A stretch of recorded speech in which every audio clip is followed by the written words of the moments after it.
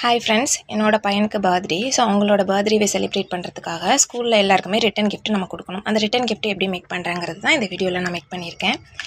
இதில் ஃபஸ்ட்டு நான் வந்து ஒரு ஸ்கெட்ச் பென்சில் பாக்ஸ் வந்து எடுத்திருந்தேன். ரொம்பவே நல்லா இருந்தது. ஸ்கெட்ச் பாக்ஸ் தான் ஆக்சுவலி. ஸோ நல்லா இருந்தது. ஸோ அது வாங்கினேன். அது ஒரு கிஃப்ட் பேக் போட்டிருக்கேன்.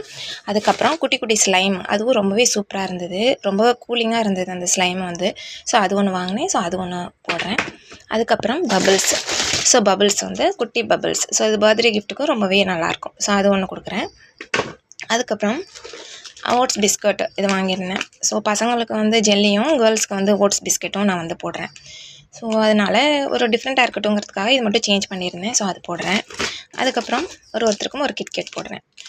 ஸோ இது மாதிரி தான் நான் மேக் பண்ணுறேன். இந்த மாதிரி வந்து மொத்தம் நான் 11 செட்ஸ் வந்து மேக் பண்ணுறேன். 7 பாய்ஸ் 4 கேர்ள்ஸு.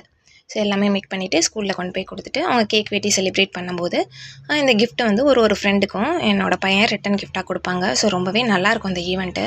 சிங்கப்பூரில் வந்து எல்லா ஸ்கூல்லையும் கம்பல்சரி இது மாதிரி செய்வாங்க. ஸோ பசங்களுக்கு அது ரொம்ப சந்தோஷமாக இருக்கும் அவங்க கையால் கொடுக்கும்போது. ஸோ அதை அவங்க கூட ஷேர் பண்ணிக்கிறதுக்காக தான் இந்த வீடியோ மேக் பண்ணேன். Thank you so much. Thanks for வாட்சிங்.